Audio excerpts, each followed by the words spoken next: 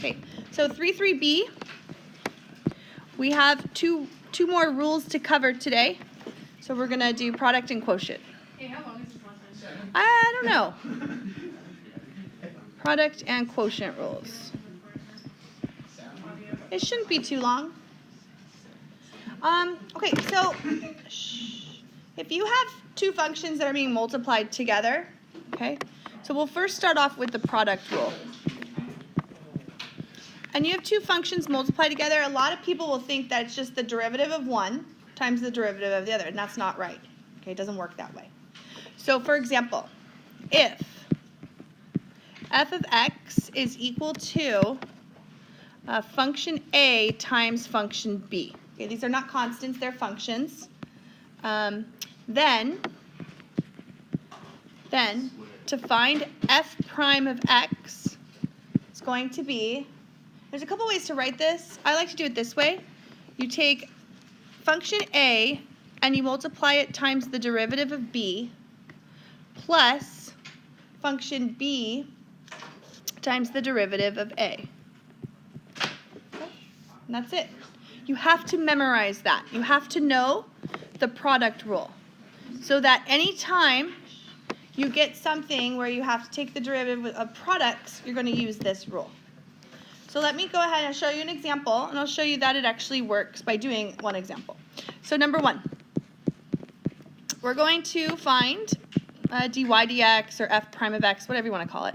We're going to find f prime of x, and we're going to be given this. We're going to do it two ways. Yeah, you guys got to put Fortnite away. Or whatever you're doing. Put your iPads away. Are you guys actually playing Fortnite? Nope. Like, it's like 2 years. Let's do it. So let's do it two ways. We have f of x is equal to, and I have a binomial times a binomial. So x squared plus 1, and then x cubed plus 3.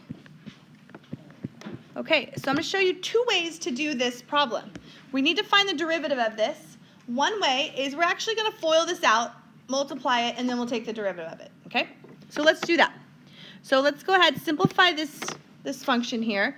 We'll go x squared times x cubed is x to the 5th. Good. And then outside gives me 3x squared. Inside gives me x cubed and plus 3. All right, so then I can take the derivative of this, because we know how to take the derivative of, the sum of terms. So x to the 5th is 5x to the 4th plus 6x plus 3x squared. And that would be our answer. Okay? All right, so that's one way to do it. And you'll be required to probably do it that way on your quiz. But then I want you to also do it by doing the product rule. So let's do it that way. Here we go, using product rule. So when you do the product rule, you want to think of this is A and this is B. They're two separate functions. And so what we're going to do is we're going to do A times B prime, you're welcome, have a good weekend, plus B times A prime. Okay? So let's do it. Oh, good. Here we go. So function A is x squared plus 1. And then b prime, what's the derivative of x cubed plus 3? 3x squared. Perfect. Plus, now we're going to do function b, which is x cubed plus 3, and then times the derivative of a prime, which is 2x. Okay, so let's go ahead and distribute. We get the, what is that? 3x to the 4th. Did I do the top one wrong? No. We're okay. Here? Yeah. Oh, because it's the derivative of a, and the derivative of a is 2x, and then it's plus 0. Okay. Yeah. All right, so we get 3x to the 4th plus 3x squared plus 2x to the 4th plus 6x. And then let's go ahead and we'll combine our like terms so that we get 5x to the 4th plus 3x squared plus 6x. And if you look back, you will see that they're a little not arranged the same way, but they're exactly equal to each other. So now you're probably thinking, why would I want to use the product rule? I know how to FOIL, I know how to take derivatives, it's pretty easy. Well, you're going to use the product rule, probably not on that. I would have FOILed first to find the derivative. But when you get stuff like this, x to the fourth times the sine of x, and you have to take the derivative of that, you have to use the product rule. You have to, okay? So there's going to be things coming up that you're going to have to use it. Not so much this right here. All right, so now let's go on to number 2, and let's do the quotient rule. Quotient is when we're dividing by a function other than a constant. You don't want to use the quotient rule for constants, because a constant is just like a constant out front of your function. So here we go. If f of x is equal to function a divided by function b. Now, people teach this different every class, everywhere. My dad taught me this one. This is the way he does it. This is the way I do it. F prime of x is equal to. He would sing a little song for me. It'd go like this. Low, low, low, d high, minus high, d low, all over the square of what's below. Isn't that fun? No. Okay, this is what it means. Low, d high. So this is on the low, this is the high, okay? So low, d high, the derivative of high, minus high, d low, over the square of what's below. B squared. Isn't that cute? AP Calc, they don't do that there. Huh. There's no fun. There's just no fun. All right, stop. Shh, that's on the video. Okay, so, and this is minus, so don't get them mixed up. You can't get them mixed up because, you know, subtraction is not commutative. So it's low d high minus high d low over the square of what's below. Nice little jingle. So let's do one. Here we go, number 2. Number 2.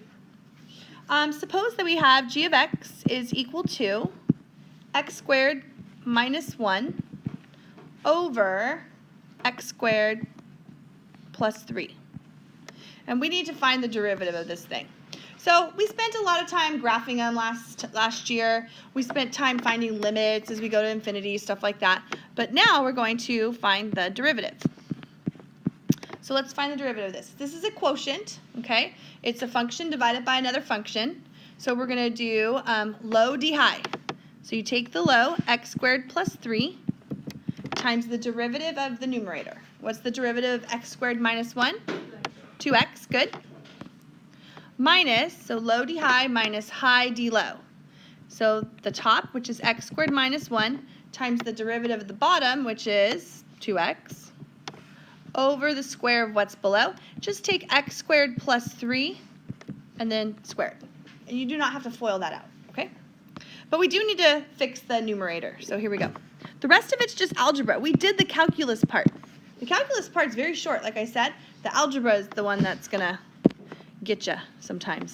All right, so we distribute and we get 2x cubed plus 6x, and then minus 2x cubed. Do you see I have to distribute kind of twice here? Do you see that? I have to distribute the minus and the 2x. So if you can do that in one step, that's great. So then you get a plus 2x in the middle, or over here. And then this is all over x squared plus 3 squared. Did I do it right? Did you check my math? My algebra's right? Okay. So then let's go ahead. We can cancel those out. So we end up getting 8x over x squared plus 3 squared. So we just found the derivative. You don't have to simplify. That is simplified. Oh, like FOIL that whole thing out? No, because it's not going to reduce or anything. You just leave it. Did you have to? Welcome. We welcome you. Okay, let's do another one. Number 3. Here we go. Now we're going to put it all together. All together like finding the tangents and all that stuff, because the derivative still is the tangent. It's the slope of the tangent. So here we go. We're going to find a tangent. Find a tangent to f of x equals x plus 2 over x at the point 1, 3. Okay, so here we go. If you need to find the tangent, you have to find the derivative first. Okay, because what we need, if we're trying to find a tangent, tangent's a line. For a line, you need a point and you need a slope. Well, I have the point, I need the slope. Where does the slope come from? It comes from the derivative. Okay, it came from the limit as h goes to 0, but we're past that. We don't have to do that anymore. So now we're going to do this. Now, let me show you. I just taught you the quotient rule, and now what you're going to do is you're going to look at everything like it's a quotient. But if you have a constant, you don't have to use the quotient rule. Let me show you what I mean by that. I'm going to rewrite this. I'm going to rewrite this using exponents. This is 2 times x to the negative 1. Do you agree with that? It's no longer a quotient rule. It's no longer a quotient problem. It's not even a product rule either. You don't have to use product rule here. You only have to use product rule when it's like a function other than a constant times a function that's other than a constant. All right, so let's take the derivative of this. Here we go. Derivative of x is 1. Good. The derivative of this, we're going to use our power rule where we're going to bring down the negative 1 and then subtract 1 off. Okay. Now, you could, if you wanted to, you could use the quotient rule. You're just going to waste your time. What's wrong? You don't like that? I don't know. Okay, so there you go. Now let's go ahead and we're going to find the slope at the point 1, 3. So we're going to plug in 1 into our derivative.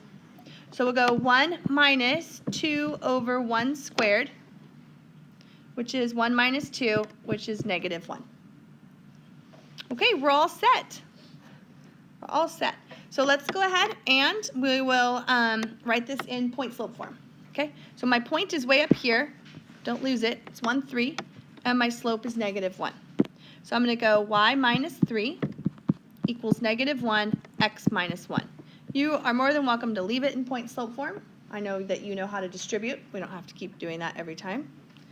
Okay, the other question that I would ask you for this type of problem would be, where does, without your calculator, where does f of x equal x plus 2 over x have horizontal tangents,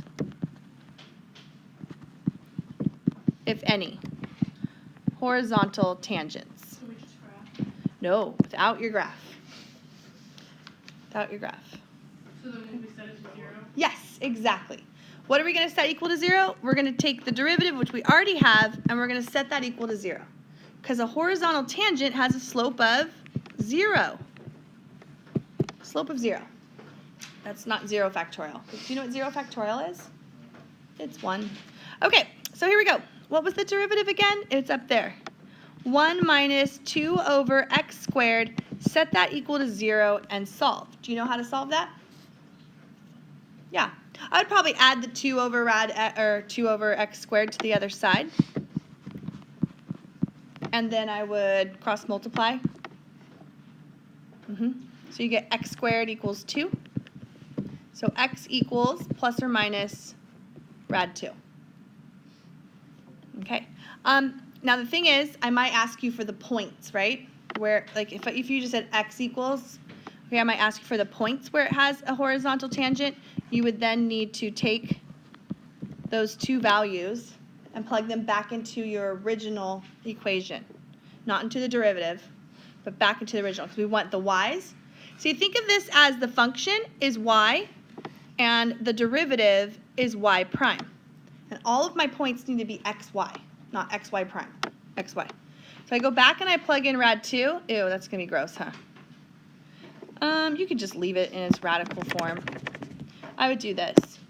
Who keeps drumming? Oh, the drummer. All right, so I would probably plug this in and go rad 2 plus 2 over rad 2. That's pretty gross, huh? That's okay. And then I would plug in negative rad 2. So it would be negative rad 2 plus 2 over negative rad 2. We don't have to rationalize? Nah. And that's what your answers would be. And you wouldn't get your calculator, so you wouldn't even be able to you could rationalize, but you wouldn't be able to get decimal answers for those. Okay? Crap. We are Number 4.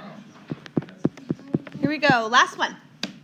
It says here that we want to find the instantaneous rate of change. Now, whenever you're finding instantaneous rate of change, it's going to involve derivatives. So it says here that Nicole, I don't know why it's Nicole, but Nicole has 100 employees.